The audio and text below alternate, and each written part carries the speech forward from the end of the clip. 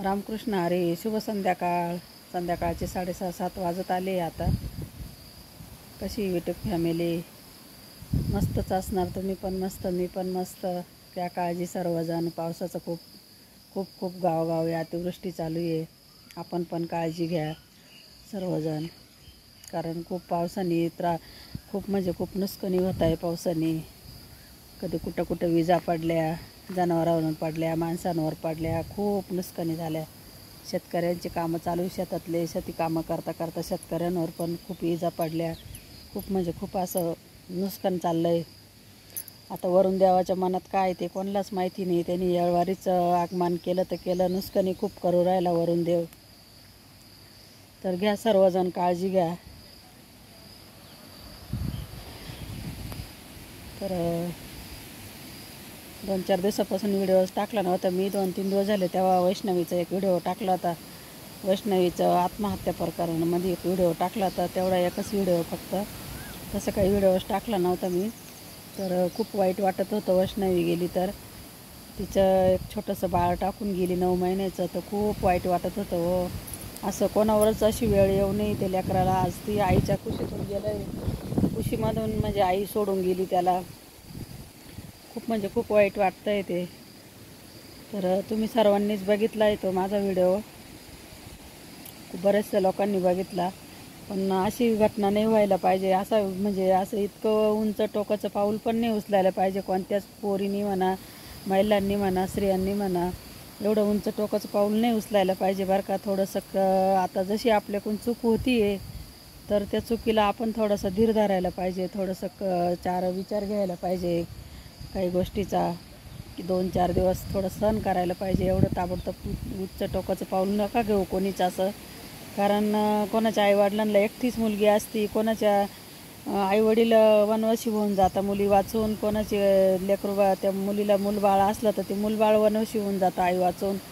तर खूप मोठा म्हणजे खूप मोठा विचार वाढतो तो काही असं ती आई गेली म्हणून आता ते मुलाचं शेवटी आता मुलाला सांभाळणारच बरं का. तिचे कोणी नातेवाईक असतील, आजी बाबा कोणी पण, ते तर मुलाला सांभाळणार. पण ते सांभाळणं खूप वेगळं हो. आईची माया, ती आईची माया राहते हो. खूप वेगळं आहे ते सांभाळणं. त्यांनी कितीही सांभाळलं तर शेवटी त्या मुलाला आईची आठवण येणारच. आई पाहिजे, प्रत्येकाला आई पाहिजे. आपण ह्या वयामध्ये सुद्धा आपल्याला आईची आठवण येते. आपण म्हणतो आई, चला आईला भेटायला जाऊ आपण, चला. किंवा ज्यांची आई नसेल ते पण म्हणतं आमच्या आईला जाऊन इतके दिवस झाले, तितके दिवस झाले, आमची आई असे यांनी वारली का तसे यांनी वारली. अशी ही प्रत्येकाला एक आईची आठवण असते. प्रत्येकजण आईच्या आठवणीमध्ये जगत असतं. तर ते पण लेकरू आज 9 महिन्याचं बाळ ती सोडून गेली. तर खूप वाईटच घटना झाली. खूप तिने असं नव्हतं करायला पाहिजे. पण ते तिचे करण्याला तिला एक वाईट कृत्याचे माणसं भेटले घरातले. ते चांगले भेटले नाही. ती नणंद चांगली भेटली नाही, सासू चांगली भेटली नाही. त्यांनी काहीच तिचा विचारच केला नाही. एवढे कसे ते राक्षसी अवताराचे लोक म्हणायचे, ते राक्षसी. त्यांना एवढं कसं क्रोध होता का त्या पोरीचा त्यांनी काहीच विचार नाही केला. आज तिच्या अंगावर किती किती जखमा आहे हो, किती जखमा करून ठेवल्या त्या. किती तिला चटके द्यायला होते का मारेल होतं का शॉट द्यायला होतं तेच कळत नाही तिच्यावालं. तर असं नव्हतं करायला पाहिजे बरं का. त्यांनी असं तरी नव्हतं त्यांना नव्हती वागवायची तर तिच्या आईच्या घरी नेऊन पोच करून द्यायला पाहिजे होती त्यांनी. असं नव्हतं करायला पाहिजे. हा एवढा तरी करायला नव्हतं पाहिजे. त्यांना पण मुलगी होती ना हो. त्यांची मुलगी किती थाटामाटात हिंडती, मग दुसऱ्याच्या मुलीला एवढं कसं मारलं त्यांनी, कसं मारलं असं एवढा विचार त्यांनी केलाच कसा दुसऱ्याच्या मुलीला मारायचा. तर जरी ती चुकली होती मुलगी, तिच्याकडून झाली चुकी, तिने आईबापाचं ऐकलं नाही लग्न करायला. पण शेवटी त्यांच्या दोघांच्या विचाराने लग्न झालेलं होतं ना. मग एवढं वाईट कृत्य करायला नव्हतं पाहिजे त्या मुलीसोबत त्यांनी. एवढं वाईट तरीच करायला नव्हतं पाहिजे हो. खूप तिचे खूप हाल केले, खूप म्हणजे खूप हाल केले. आणि तिचे हाल बघा मुलींनो, तुम्ही आत्ताच्या ज्या तरुण मुली आहे, शाळेत जात्या, कॉलेजला जात्या, त्यांनी एवढा हाच विचार करायला पाहिजे. त्या वैष्णवीचे किती हाल झाले तसे आपले नको व्हायला, आपण या मार्गाला नको जायला. हा चांगला विचार करायला पाहिजे, चांगला विचार करायला पाहिजे. खूप म्हणजे खूप त्या वैष्णवीचे हाल झाले हो. म्हणजे त्या वैष्णवीसाठी नव्हतं लग्न केलं त्या लोकांनी.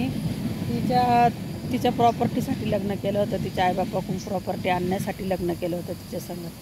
त्या वैष्णवीसाठी प्रेम नव्हतं केलं त्यांनी, तिच्या आईबापाकडून प्रॉपर्टी आणण्यासाठी त्यांनी प्रेम केलं होतं तिच्यावर. जोपर्यंत ती आणत राहिली तोपर्यंत त्यांनी खाल्लं, आणि जेव्हा ती आणायचं बंद झालं तेव्हा त्यांनी तिच्याशी असं वाईट कृत्य केलं, तिला मारहाण करून मारलं त्यांनी. तर असं नव्हतं करायला पाहिजे.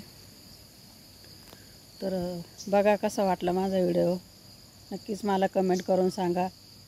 देवाकडे एवढीच प्रार्थना करा का वैष्णवीला लवकर न्याय मिळू द्या, आणि ज्या आहे ना मागून ज्या पोरी आपल्या सगळ्या सर्वांच्या बहिणी, लाडक्या लेकी, तर यांना पण असं देवाने बुद्धी द्यावा का वैष्णवीचेच व्हिडिओ दिसत राहावा त्यांना पण, का ही जी वैष्णवी गेली तसं आपण वैष्णवी बनायचं नाही. आपण एक शिवरायांची एक वाघीण बनायचं, वाघीण. ही वैष्णवी कधीही कोणी बनवू नका. आपण छत्रपती शिवरायांच्या भूमीमध्ये राहतोय ना, आपल्याला देवाने चांगला जन्म दिलेला ना चांगल्या भूमीमध्ये, तर आपण छत्रपती शिवरायांच्या वाघिणी बना.